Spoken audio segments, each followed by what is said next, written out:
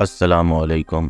طالبان کے کارروائیوں کی وجہ سے حزب اسلامی اور حزب التحریر اب طالبان کے خلاف ہو گئے ہیں، جو کبھی ان کے حمایتی ہوتے تھے۔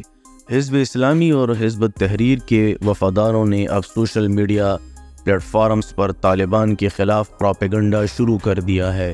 حزب اسلامی اور حزب التحریر کے سوشل میڈیا اکاؤنٹ اب کھل کے طالبان کے خلاف بولنے لگ گئے ہیں۔ آخر ان دراڑوں کی وجہ کیا ہے؟ اقتدار سنبھالنے کے بعد سلفیوں کے خلاف طالبان کا وحشیانہ کریک ڈاؤن، حزب التحریر اور حزب اسلامی کے خلاف کریک ڈاؤن، یوم جمہوریہ پر طالبان کی مسلسل قوم پرستی، طالبان کی پشتون قوم پرستی کی وجہ سے تاجک ہزارہ اور ازبک اب طالبان کے خلاف ہو گئے ہیں۔ دوسری طرف ایران اور افغانستان نے مبینہ طور پر اپنی انٹیلیجنس سروس کے درمیان تعاون بڑھایا ہے۔ ایران میں بار بار ہونے والے دہشت گردانہ حملوں نے ایران کے سیکیورٹی اداروں کی خامیوں کو بے نقاب کر دیا ہے۔ ایران کے انٹیلیجنس وزیر اسماعیل خطیب کہتے ہیں، ایران اور طالبان دہشت گردی سے نمٹنے کے لیے مل کر کام کر رہے ہیں۔ ایرانی خبر رساں ایجنسی تسنیم کی طرف سے جاری کی گئی ایک ویڈیو میں خطیب نے دعویٰ کیا کہ مغرب نے دہشت گرد گروہ اسلامک اسٹیٹ کو شام اور ترکی سے باہر نکال دیا ہے، جس نے اب شمالی افغانستان میں ڈیرے ڈال لیے ہیں۔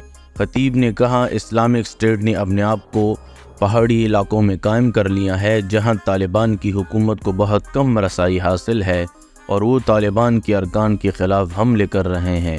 ہم ان کے خلاف کارروائی کرنے کے لیے طالبان کے ساتھ مل کر کام کر رہے ہیں۔ جنوبی ایران میں ایک اہم شیعہ زیارت گاہ 1 سال سے بھی کم عرصے میں 2 مہلک حملوں کا نشانہ بنی ہے۔ تازہ ترین حملے میں 13 اگست کو شیراز میں شاہ چراغ کے مزار پر ایک مسلح شخص کی فائرنگ سے 1 شخص ہلاک اور 8 زخمی ہوئے۔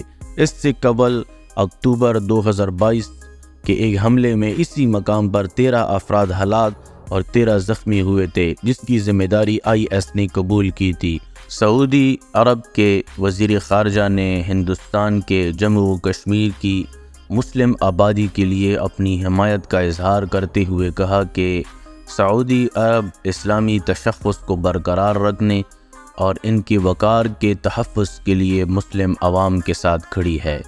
شہزادہ فیصل بن فرحان بن عبداللہ نے بدھ کے روز تنظیم اسلامی کی میزبانی میں جموں و کشمیر کے رابطہ گروپ کے اجلاس میں جموں و کشمیر کے عوام سمیت جاری تنازعات اور بدامنی کی وجہ سے خطے میں متاثرہ افراد کے لیے سعودی عرب کی حمایت کا اعادہ کیا۔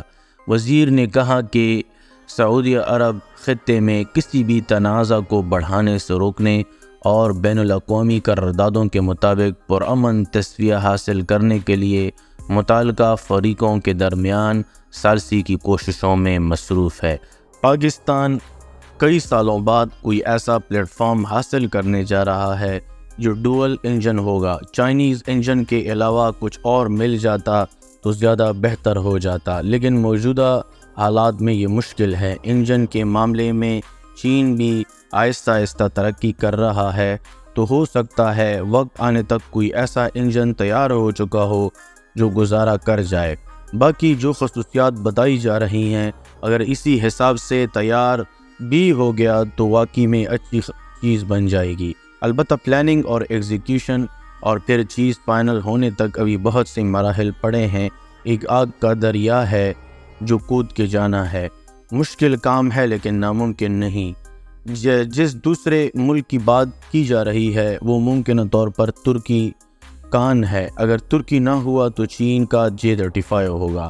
مقامی پروٹوٹائپ میں سے ایک کا ڈیزائن تو بالکل J-20 سے ملتا جلتا ہے، جو کافی تگڑا قسم کا لگتا ہے، جبکہ دوسرا سخوئی 57 سے ملتا جلتا ہے اور کافی خوبصورت لگتا ہے، لیکن بہرحال یہ فائنل ڈیزائن نہیں ہے، جو وقت اور ضروریات کے ساتھ ان میں تبدیلیاں کی جائیں گی۔ آذربائیجان کے بعد پاکستان کی 122 ملی میٹر POF یرموک HEMLRSB رواں ماہ یوکرائن میں بھی دیکھی گئی۔